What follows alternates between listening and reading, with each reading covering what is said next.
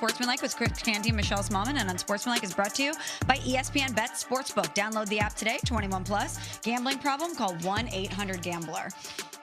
I still can't believe that the Dallas Mavericks hand-delivered, gift-wrapped Luka Doncic to the LA Lakers. I still can't say that again, Smalls. What did they do? They gift-wrapped and hand-delivered Luka Doncic, one of the 3 best players in the NBA, to the Los Angeles Lakers. It's wild.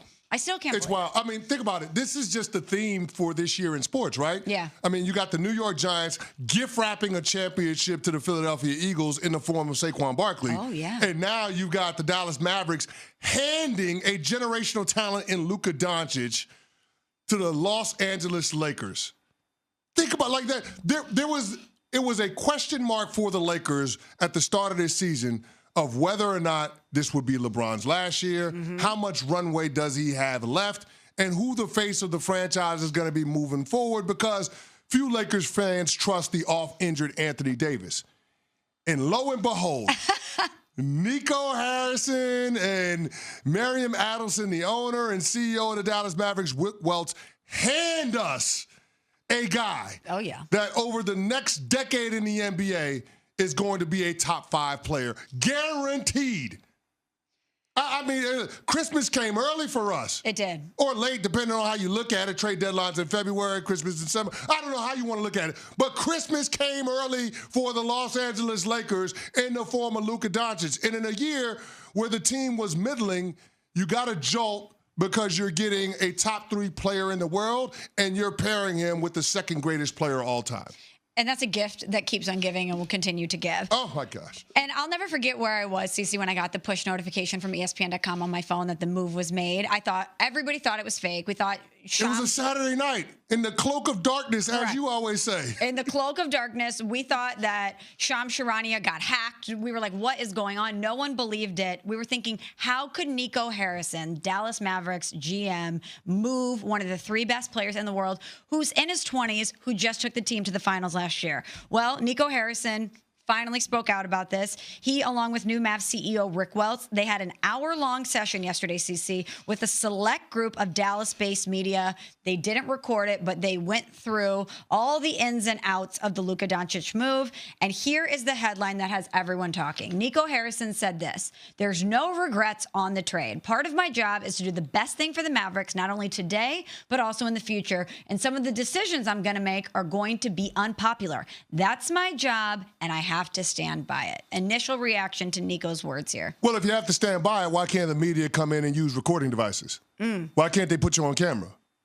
That's not accountability, being able to have select media members and then not having any recording devices, no cameras. You're curating a press conference and you're not allowing the media to keep an actual record. Everything that comes out of it has to be somebody regurgitating it secondhand. It can't be from the horse's mouth. So I hate that statement from Nico Harrison, because this is not him standing by it. This is him hiding in the tunnel, like we saw the visual of when the Lakers just came to Dallas, and him not allowing the fans to see him while you're hearing the fire Nico chants as Luka is lighting up the Mavs and dropping 45 on their head. I hate this from Nico Harrison. The trade was bad enough, but not allowing the media to ask the tough questions, not standing in front of it and owning it in terms of it not working out in the short term, that's not the job of the general manager. That's really disappointing from Nico Harrison. That's not leadership. And let's be clear about one thing. Right now, where the Dallas Mavericks are at, they need leadership. This is a leadership moment. And if you're not going to get it in the way of players that just got there, they need to get it in the way of their executive. They need to get it in the way of their coaching staff. And so far, the former is not holding up his end of the bargain.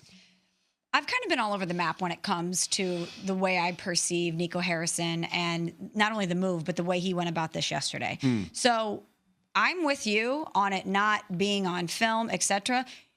They're in a position right now, the Dallas Mavericks, where they're trying to win back their fan base. I don't think it's hyperbole to say the Dallas Mavericks fans hate this person. They hate their own organization. When it was the Lakers versus the Mavericks, that whole place was cheering for the Lakers because they're cheering for Luka Doncic. Yeah. And if you're a member of the front office or the ownership group, yes, you own the team and you're employed by the team. You're a steward for this fan base. It's your job to, yes, do the best that you can to assemble a winner, but you're also speaking to your customers. And right now, your customers are very mad at you.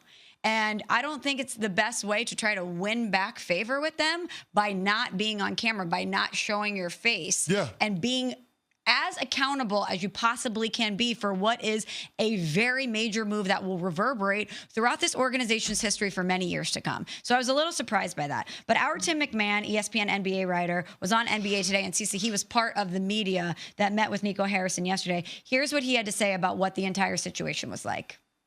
Rick Welts, the new CEO of the Mavericks, was also there. He really wanted to discuss potential plans for a new arena in Dallas next decade, but folks just kept going back to peppering Nico with questions about this trade that he made, the Luka Doncic deal. And hey, Nico doubled down, he tripled down, he quadrupled down. I could go on. I ran out of fingers counting how many times that he said defense wins championships. So he's sticking with that. Defense wins championships. Clearly, Nico Harrison is trying to get across that there were things that were happening behind the scenes that we may never be fully privy to. And he felt so convicted that investing in Luka Doncic for the future was not a wise move for this organization. Yeah. He kept reiterating defense wins championships. He's reiterating that he has to do things sometimes that are very tough and unpopular, but that's his job. But I don't know if the message is going to land with the people that it should land with, which are the customers, the fans. Well, here's the thing. He's not speaking directly to them, right? Like, he has an opportunity to do that when you're on camera and when there are recording devices, but he passed that up. Right. He wants it to be secondhand from the reporters to provide him a level of ambiguity, a level of gray, if he needs to try to walk back something that he said during that closed session at some point in the foreseeable future. The problem that I have with Nico going about trying to defend this decision is all of the explaining that he's doing. You can't defuse a bomb once it's gone off. It is what it is. Everything that could have gone wrong has gone wrong. It's been Murphy's Law when it comes to the fallout post-Luka Doncic for the Dallas Mavericks. Anthony Davis getting hurt, Kyrie Irving being out with a torn ACL. It's all bad. So you can't sit here and try to defend it and say defense wins championships. Fans want to see winning. Yep. As Tom Brady once infamously said, if you're on the explaining side, you're on the losing side. You're losing right now. So stop trying to defend your position and just acknowledge that it looks bad right now. But my job as the general manager is to get it to the point where the fans can be proud of the product on the court. It's simple. What Nico is doing right now, it lacks leadership, it lacks accountability, it lacks transparency, and it lacks self-awareness. Mm-hmm. You have to read the room. It's all bad for you, and it's all good for the Lakers since Luka showed up. So, I mean, it's so much wrong with that. We're up against it. I know we got to go to a break, but that was absolutely disgusting what the Dallas Mavericks did yesterday.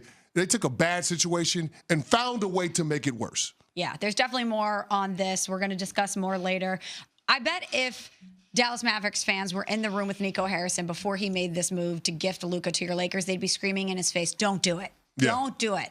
And we have that same message for a few NFL teams as we head to the draft. We're going to explain. But first, Cece has this from GNC. GNC knows you're not always feeling it at the gym, but don't get down, get lit, and get more out of your workout every single